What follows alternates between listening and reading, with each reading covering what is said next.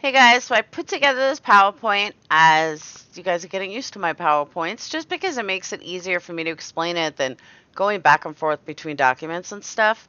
So yes, I'm still in my pajamas before you guys say anything, but I was gonna clean all day and I got stuck on this video and it took me literally like 4 hours. But a lot of people are questioning me all on every video, why have I always maintained Scott and Bobby being guilty? Because I have. And I've said because they lied, they this, they that, but this PowerPoint may answer a lot of those questions because when I was redoing it, I realized why I had Bobby and Mike pegged for um, why I had them pegged for the murder. I've also believed that Mike O has been involved. I've kept it kind of silent for the last, I would say, year, because I didn't really have the time to go research everything again, but I did today before it's too late. So that's why did this PowerPoint, and it really refreshed my memory, and hopefully you guys will understand. I'm trying to piece it together as best as I possibly can for you guys. So here we go.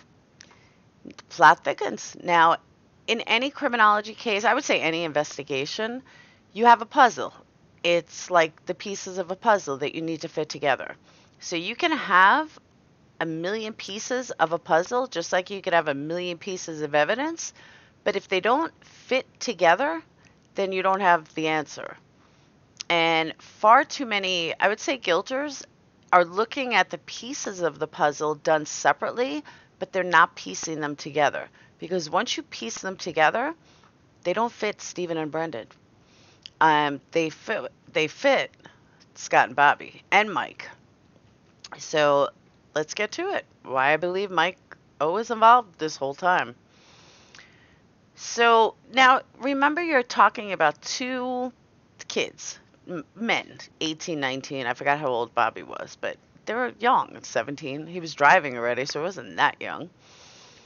But between 10:24 and 11:09, according to phone records, Bobby spoke to Mike on the phone 66 times.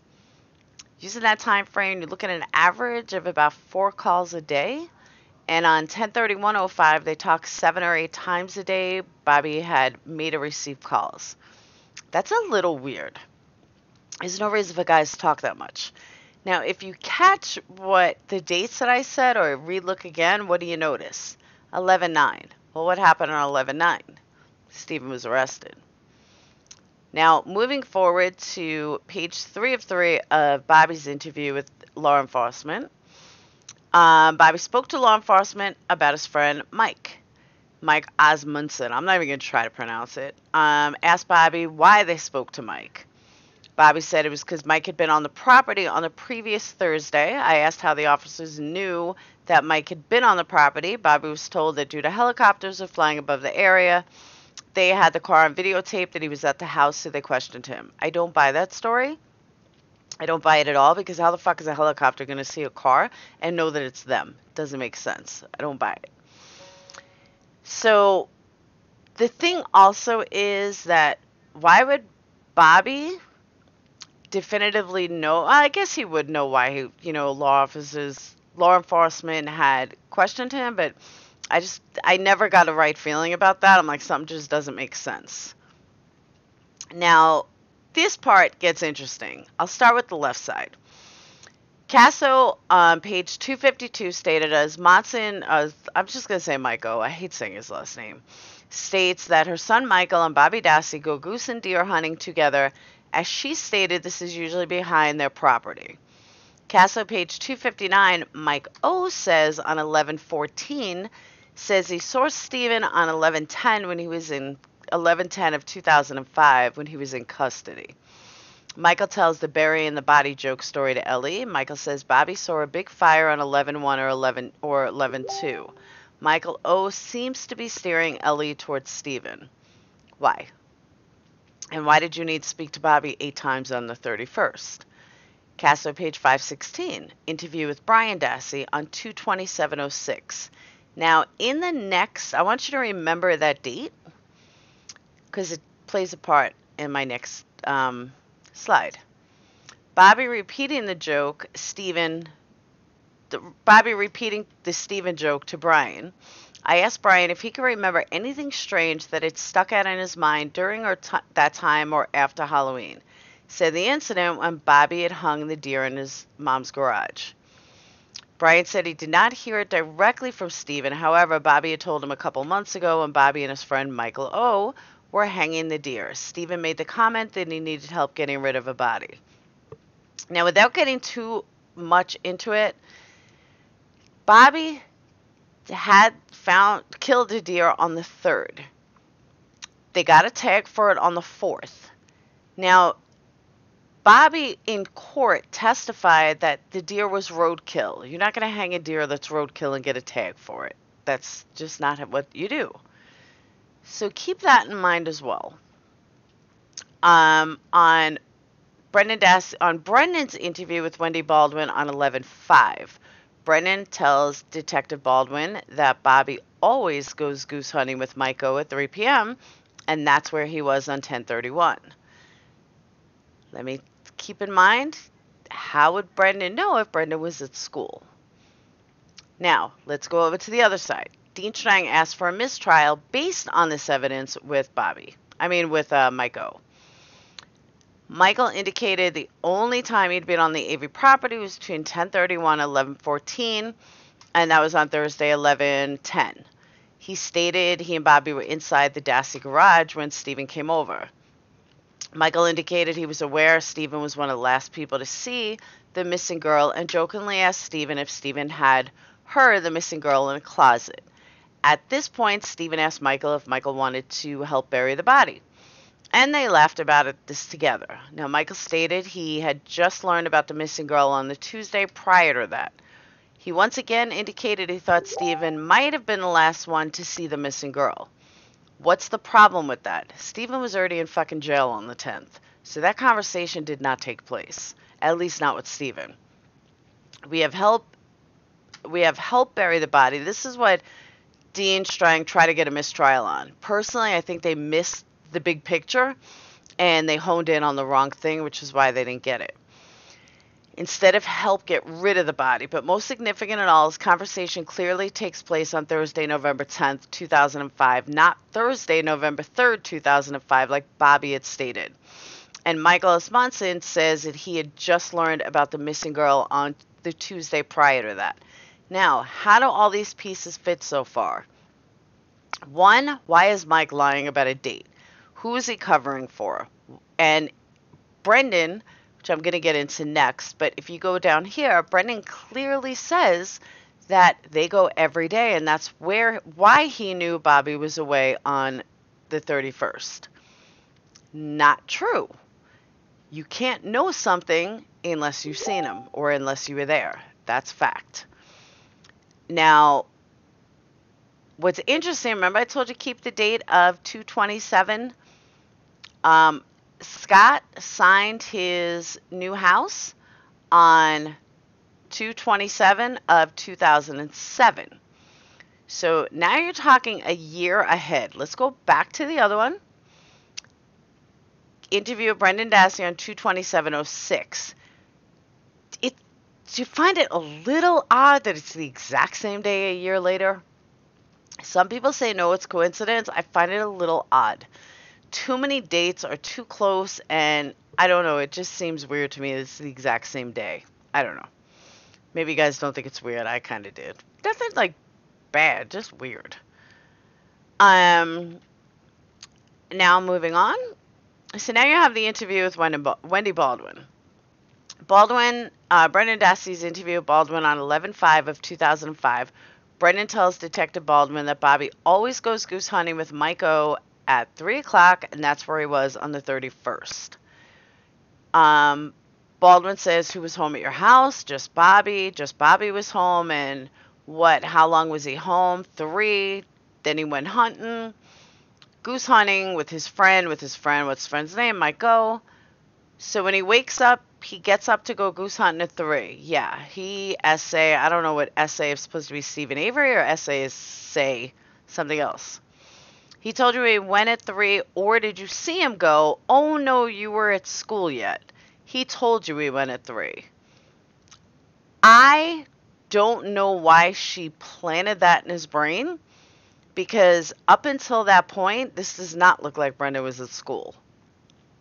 And what that says to me is that Brendan obviously wasn't involved in the first place. But how did Brendan know these things? How did he know Bobby was the only one home? You can look at this one of two ways. You can either say Brendan is lying, or you can say that Detective Baldwin is implanting stuff in his head. To me, and I don't want anyone to get mad at me for this, I just think Brendan is too stupid to realize what he was saying. And he's used to a certain pattern.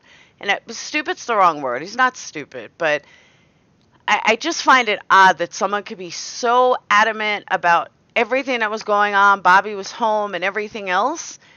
And yet she needed to put in his head that he was at school. That was a big red flag for me. And it was a red flag for me 2 years ago. It was a red flag for me now. So again, I apologize. I did not mean the word stupid, but I don't think he was bright enough or intellectually smart enough to realize what he was saying, basically, or realize that she just now implemented in him that he was at school that day. I'm not mad at Brendan for this. This is Baldwin that I have a problem with. So moving on. All right, this is where it starts to get interesting. Included as an exhibit in the July 6, 18 motion, June 15th affidavit from Blaine Dassey, he asserts that under pressure from authorities for the state of Wisconsin, he lied at Avery's trial. Not a shock. Blaine states that he saw his brother Bobby heading eastbound on Highway 147 in a greenish or bluish vehicle on October 31st of 2005. How he remembers exactly what Bobby drove that day, who knows? Well, was it blue? Was it green? Why does it matter? You'll see in a minute. Blaine was on his way home, heading westbound in a school bus on Highway 147. Notice Blaine does not say that he was with Brendan. And I don't know why nobody asked him if he was with Brendan, but that was the one thing that I caught, that he never said he was with Brendan. They were on the same bus as far as I remember. He was heading westbound in a school bus on 147. Around 3:30 to 3:40 when he passed Bobby going the opposite direction.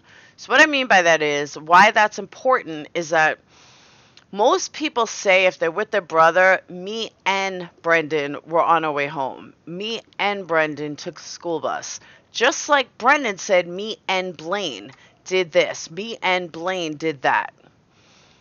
Blaine said that Bobby was driving a Ford Ranger when he saw him heading eastbound on Highway 147 around 3:30 to 3:40 on October 31st of 2005. Now, I'm going to go back for a second. After really thinking about this and piecing it together, I'm kind of leaning just slightly towards Bernard Phillips' theories about Brendan knows something. And the reason why I'm saying that, before you guys hate me, hear it out. And I'm not saying he was involved in the murder. I can't prove or disprove that he was at school that day. I can't prove or disprove that somebody didn't pick him up early. But looking at this, and if I remember correctly, Bernard did look at it, and he went home from school early that week. I don't remember if it was before or after. I'll have to double check and get back to you guys on that. But I just find it odd that Blaine is saying just him. There's no duel me and Brendan. And it really sat weird with me. So Blaine was playing video games with, I guess, one of his gamer buddies. And he says, Blaine, you seen Bobby in a blue-green vehicle, and he had child porn and that shit on PC, and, he told all those lies. Was he driving the RAV4, bro? Be real. Just a kid, just asking questions. Blaine says he was driving a Ford Ranger. See, here we go back with the Ford Ranger. Let me just remind you, Bobby had a black car, not a green or blue. So that leads you to one of two things. Is he driving Teresa's car or is he driving someone else's car? Because Bobby had not purchased a blue Ford Ranger until 2006 or later. So now we have Blaine lying as well. However, at the time of Teresa Halbach's disappearance, Scott Tadich drove a green Ford Ranger with a cap similar to the one in the photo. In Make It a Murderer, episode 9, you can see, like, just after Barb's meltdown outside the courthouse, you can see Scott walk into his truck. It's a green Ford Ranger. Then Barbara, we all pressed for how many days my son Bobby has a witness. He was hunting that day, and my son had a Green Ranger. So let's stay where we are now. We have Bobby lying, we have Blaine lying, we have Brendan lying, we have Scott lying, and we have Barbara lying. That's a lot of fucking lying going on. For what? Honestly, at this point in time, Stephen is the only one that hasn't lied. Okay, so and we have Mike lying. Let's move on. Here's some interesting stuff, too, that was in Making a Murderer, but I wanted to reiterate. Because you sit there and you say to yourself, okay, why wasn't he on the stand? Why did Kratz not call him on the stand? There had to be a reason. Kratz appears before the press with the quick, I'm always ready. I don't need to read this whole thing again, but they questioned him about, you mentioned on November 3rd, when it really took place on November 10th, you said by Mike Osmunson. Kratz presidential press conference, demeanor kind of collapses. He says Bobby Dassey identified the information as occurring on November 3rd. So now Bobby's more credible than Mike. Another reporter says, no, you identified as November 3rd. You said on November 3rd, I believe it was a Thursday. Do you recall a conversation with Stephen Avery about a body? Did that come from a report we don't know about? Reporters know that it was Mike Osmunson who actually told the detectives about Stephen's comment, not Bobby Dassey. And they're trying to find out why Kratz asked Bobby about it if he wasn't the one who heard it. Kratz said, it came from preparation of Bobby Dassey. I always interview my witnesses before they testify. Porter says, were the police reports from Mike's statement to police, or did Bobby Dassey actually tell you? Because it kind of sounds like in court that Bobby Dassey never mentioned this conversation or those jokes with investigators, that it was only Mike that did. Kratz doesn't answer. Instead, he deflects by saying, I understand you are all very excited about this, but don't forget who the reason Bobby testified today, establishing the timeline and establishing that Teresa Halbach walked towards Mr. Avery's house before she was murdered. We all know that right here, Kratz is lying. So now we have everybody lying, including Kratz. Kratz, we all know, is fairly adept at, the media to get his message out. He's totally aware that everyone in Manitowoc and adjoining counties, probably most of Wisconsin, are watching the trial and these interviews with the press. Reporter says, why didn't you put Mike on the witness list and call him so you could have avoided this issue? Kratz says, I don't think it was an issue. I get to call my witnesses that I think are going to prove the state's case. Bobby Dassey was not a central figure in this trial. Yeah, he was. Because then Kratz proceeds to say that Bobby was his star witness. And everybody said Bobby was the star witness. They already knew that there was porn on Bobby's computer. They just labeled it as Brendan's computer. How do I know this? I'll show you that after. This guy says Bobby Dassey ties his deer incident and hanging to trial to Mike O. November 3rd and skinning a deer in the garage. If you remember in direct affidavit, Mike says that he wasn't there from the 31st to the 14th. And he was only there on the 10th, which means somebody else is lying. So now we have Kratz lying. Now we have Bobby lying. Now we have Mike lying. Now we have Barb lying. Now we have Brendan lying. And we have Blaine lying. Anyone else want to show some lies? Let's move on. Bobby owned a black Blazer. Blaine says specifically Bobby was not driving his black Blazer. Remember, it was gone when SA went outside because Bobby was going bow hunting before he went to work. Bobby said he did this every day with Mike. It's not what she included. It's what he included in his affidavit. He says specifically that Bobby was not driving his black Blazer. So where was it? Blaine also said Bobby wasn't home at any time he was that evening and before he went trick-or-treating, but the time isn't given in the June 2018 affidavit. So Bobby keeps saying he was home, but obviously Blaine is saying Bobby wasn't home. Everywhere else that I've seen, Bobby said that he got up around 9:30 and left for work. The late to work business is only one report that I've seen written by Dietering. He writes in his report about the warrant to take Bobby's finger and palm prints and a DNA swab on 11/9 at a hospital. Dietering writes he stated he does not even hear the telephone when it rings. Dassey indicated he stayed home until 23:30 hours on 10/31 and then left for work in a green Ford Ranger. Well, we now know the green Ford Ranger is owned by Scott Tadich.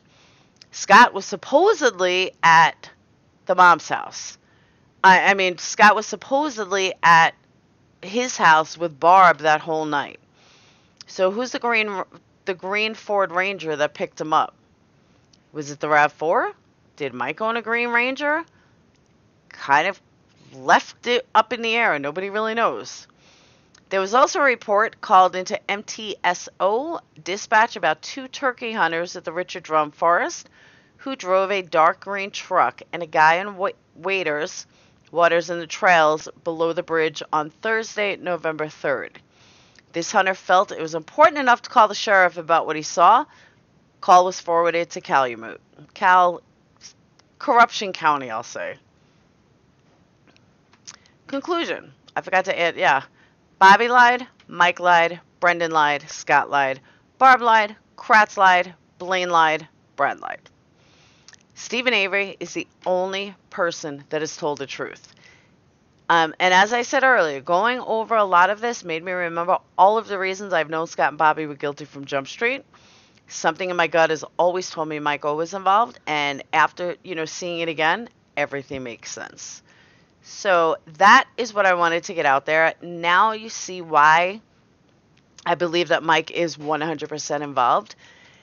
I can't figure out what the point was and how Dean and Jerry did not want to put him on the stand. Why Mike is so distant.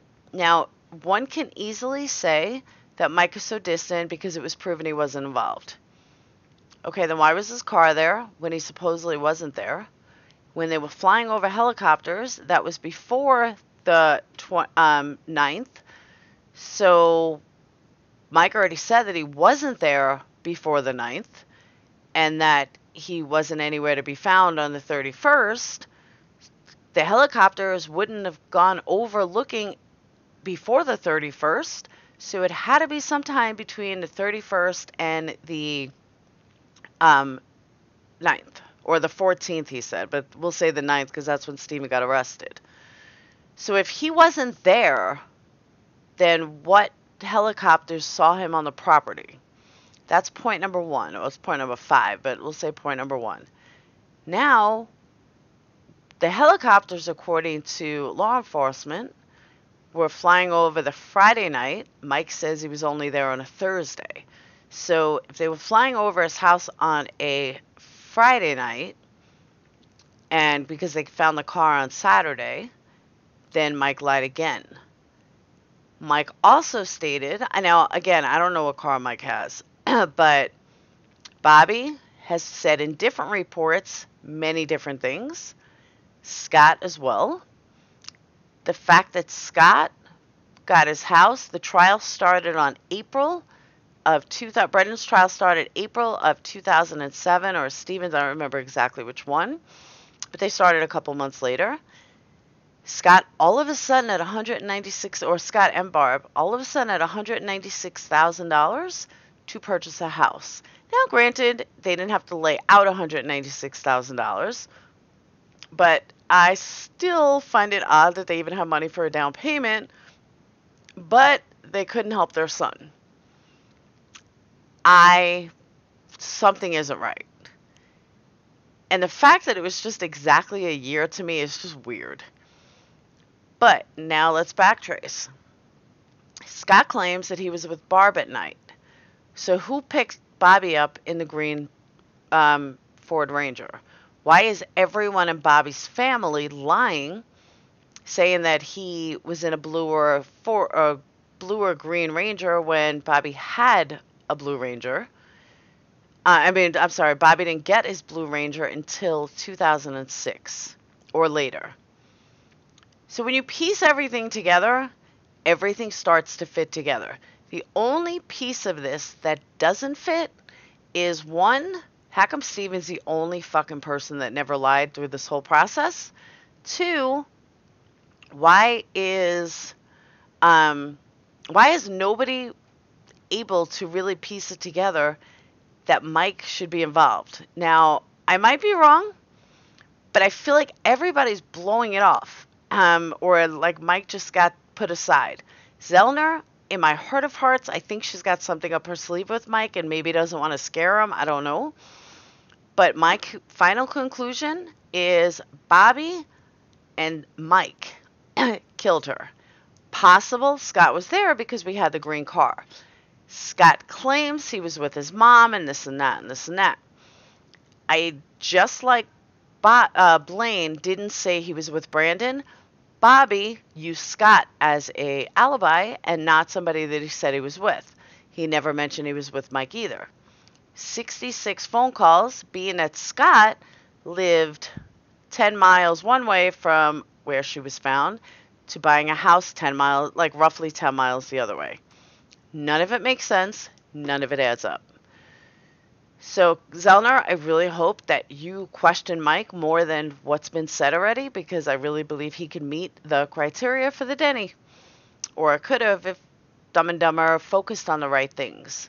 So, that's all I have for you guys tonight. I just wanted to get it out there and piece it all together. I hope you guys have a great night.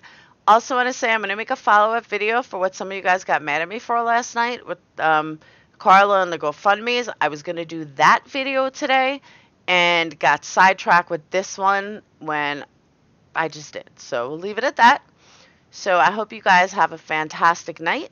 Don't forget to subscribe. Don't forget to check out my other videos. And that's all I got for you. Have a wonderful day. Bye-bye.